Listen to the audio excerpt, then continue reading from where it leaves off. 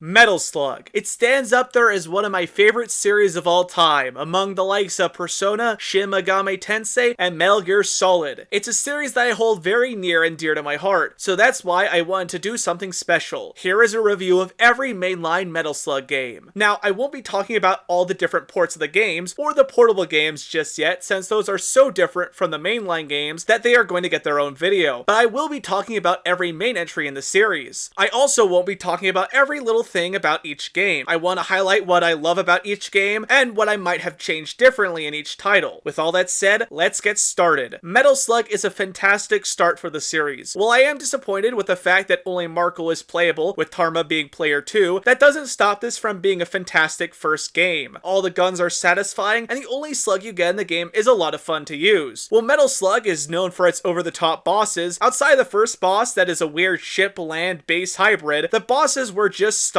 tank attack vehicles and helicopters that were fun to fight, but showed that the series would really have to outdo itself the next time around. The environments and the graphics are naturally stunning to look at, but I do wish that they would have branched out a bit more from the jungles and the European towns featured in the game. The soundtrack and the sound effects are all quintessential Metal Slug, and what was really cool is the ending changed depending on if you play solo or with a friend. Overall, the original Metal Slug still lives up to what the series is about, even if it is a bit limited and tame compared to the other games to come, but it's still well worth your time. Metal Slug 2, however, is really where things start to come fully into element for the series. Bigger and better than the first, Metal Slug 2 is full of new slugs such as the plane and camel, the laser weapon, and most importantly, the introduction of the Sparrow agents Fio Jeremy and Eri Kasamoto as playable characters, bringing the playable roster up to 4. Honestly, everything you could want improved from the already fantastic first game is here. Plenty of varied locations, brand new enemies, and most importantly, the introduction of the series' wacky and fantastical boss battles. There are also new transformations, such as being turned into a mummy or being able to eat too much and growing fat. The game also amazingly has some fantastic atmosphere and buildup, with set pieces like the underground labs, and of course the final reveal of the Martians and the mothership. The ending is also great, and while it is most certainly outstaged by the third game's climactic ending, the fact that you get to fight alongside Morden's troops is just fantastic. While the only issues the game has is the fact that when too much carnage is happening on screen, the game will slow down to a crawl and make the game quite difficult to play. Not completely game-breaking, but still an annoyance nonetheless. But, while Metal Slug 2 is indeed great, the next game, which is an advanced remake, makes a lot of Metal Slug 2 shine more, and some parts pale in comparison to the original game it's based on. Metal Slug X is a remake release that fixes the slowdown issues in the previous title, while also introducing some better pacing, more enemies and power-ups, and of course, new weapons. Out of all the Metal Slug games, Metal Slug X and 3 are the ones I find myself coming back to, and that's because Metal Slug X is so replayable. Sure, it doesn't have branching paths, but what it lacks in varied content, it more than makes up for in extremely memorable environments, better laid out encounters with both enemies and bosses, and just a more solid flow than the previous titles. However, while this may seem minor, and yes, I am aware that this is intended for people who have already played the original Metal Slug 2, that doesn't excuse the fact that the reveal of the Martians is less impactful here since they show up earlier, and the mutant area is far less creepy and sinister than it originally was. Regardless, Metal Slug X is a worthy remix of the original title, and definitely improves on an already fantastic game. Honestly, even though they are similar in the overall level structure, it is still worth experiencing both this and the original Metal Slug 2. Now we come to my favorite entry in the series, that being the extremely epic and technically grand conclusion of the series until it was brought back, that being Metal Slug 3. Metal Slug 3, now this is the way you end a series if you had to. Well, yes, Metal Slug continued to live on, thankfully. This entry would have been the perfect ending with an epic conclusion that sees a truly happy ending for the first 4 games. Everything is just perfect and refined here. Sure, the series is as hard as it has ever been here, but it feels deserved for this being the finale. This is easily the longest game with the best set pieces, multiple paths offering massive amounts of replay value, plenty of new slugs to pilot, cutscenes, and the best soundtrack that is only rivaled by Metal Slug 5's OST.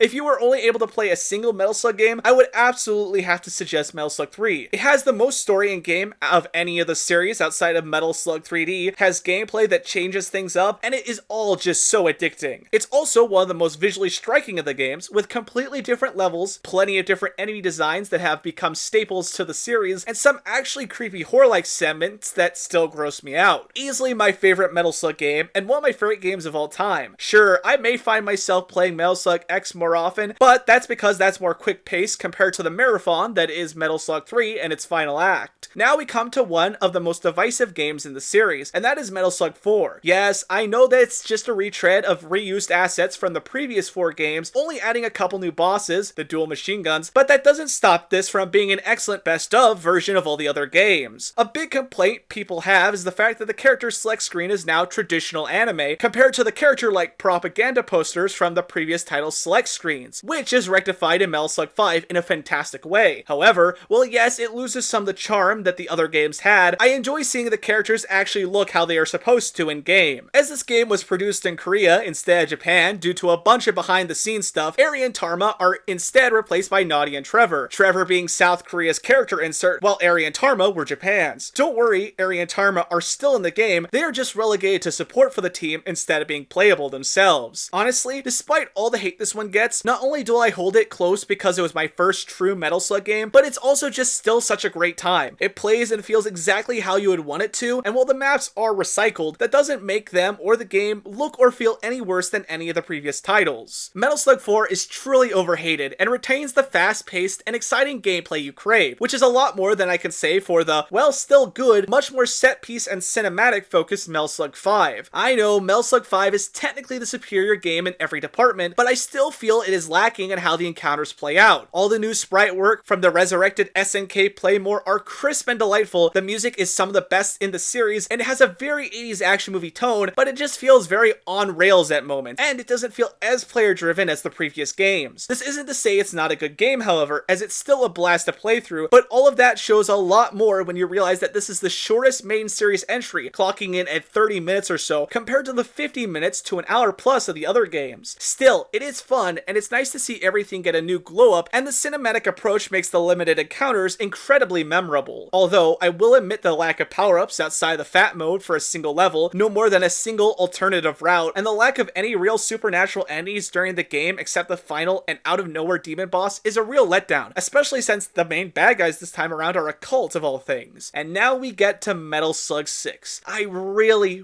want to love Metal Slug 6, but it's just such an exhausting game. I adore everything about the game except the gameplay, which is what Metal Slug is known for. The idea of worse aliens than the Martians trying to take over, forcing you to ally up with the Martians and Morden, that's awesome! The music, the creativity behind a lot of the enemies, and the idea of different playable characters are all great, but in execution, it's not all that good. Honestly, it just stumbles in every sense in the gameplay department, from spongy enemies and bosses that take forever to hit and take down, to the fact that bouncing between characters isn't a thing, making most of them outside of Theo not very fun to play. It's just all so frustrating and disappointing. It's a shame that Ralph and Clark from King of Fighters debuted here in the Metal Slug series, as they just aren't all that fun to play as here either. Also, the finale of the game with the driller is just a chore, and while I do love the scene with Morden saving the team this time around, the battle leading up to it is easily my least favorite final boss in the entire series. I don't even hate Metal Slug 6. I can see the potential, but it is definitely my least favorite of the main series. At least there is still things to appreciate about it, just not the gameplay itself, unfortunately. And yes, the blood is gray. I was playing the Japanese version for the review, and that's also the reason I'm not talking about this game's version of Combat School, despite liking the presenters, Lily and Mary. And now we finally get to the final main entries in the series, that being Metal Slug 7 or XX, depending on which version of the game you decide to play. And honestly, it's a lot better than Metal Slug 6, but it still remains near the bottom of my rankings, unfortunately. The game is overall pretty darn fine, it just feels sort of lacking. Sure, the huge roster is great, the inclusion of Liana is interesting, even though she's a bit broken as a character, the mech battle with Alan O'Neill is fantastic, and the music is nice, but I don't get the same excitement I do when I play the first 5 games along with X. The levels feel uninspired, and the graphics outside the reused character sprites are lackluster to say the least. Especially since with 6, there's a clear decline in the level design and background art. If you can get your hands on the DS version of Metal Slug 7, then it's not a bad game to have with you, but Metal Slug 1 through 5 and X are on the Switch, so portable Metal Slug games are out there, and they're the better ones at that. Also, there is of course the Combat School here, which is a nice side diversion for a couple minutes, but these repurposed maps used for challenge modes just don't interest me all that much due to the set of objectives that they have to offer. I do like the kind of visual novel aspect where you can talk with your commanding officer though, that was neat. With all that said, regardless of the slight dip in quality near the end of the series' life, Metal Slug still remains as a series that means so much to me. Each game is unique in its own way, and they truly inspire me. I know I can always turn turn on one of the classic Metal Slug games and enjoy an hour of running and gunning bliss. Don't worry, I do plan on covering the mobile games in a future video, and I've already covered Metal Slug 3, which I will link down in the description below. Also, I want to give a huge thank you to my great friend Thomas for donating both Metal Slug 4 and 5 to the show. Honestly, it means a whole lot to me, and it was the reason I was able to seriously get into Metal Slug like I did, so again, a huge